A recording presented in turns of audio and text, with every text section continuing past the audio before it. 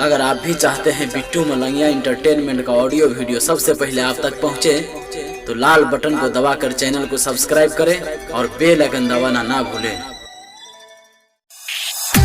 अभी आप सुन रहे हैं मधुबनी से सहेली रिकॉर्डिंग स्टूडियो के शानदार प्रस्तुति। म्यूजिक बाय शुकीपुर बाजार। चित्र जोगे जानू बाय बाय बाय ने करिया हमरा तू गे हाय हाय हाय। चित्र जोगे जानू बाय बाय बाय ने करिया हमरा तू गे हाय हाय हाय। रहे कपट तोरा अब हमरा बिन, रहे कपट तोरा अब हमरा बिन, अब हमरा बिन। कि तोरा घर से हम तोरा उठा लेबो, बाबू सदुला गिना लेबो। कि तोरा घर से हम तोरा उठा लेबो, बाबू सदुला गिना लेबो। आप सुन रहे हैं बिट्टू मंडल के आवाज में डीजे बिट्टू मलंगिया, डीजे बिट्टू मलंगिया, मधुबनी मधुबनी।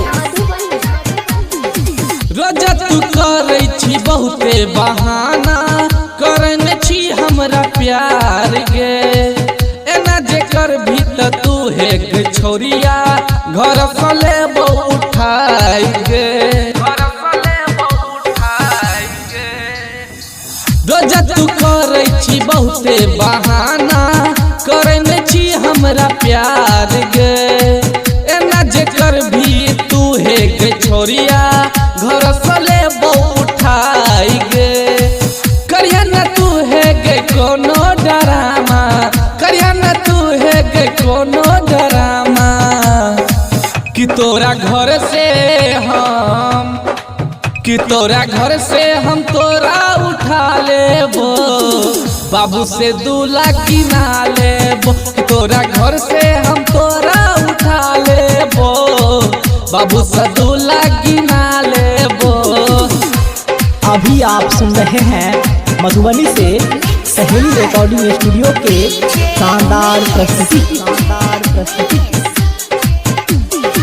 मिठू मंडल हम नामे जे छियै, घर एबौ तोहर गे। घर से तोरा उठे गे छौरी, बताया नहीं आब तू गे, बताया नहीं आब तू गे।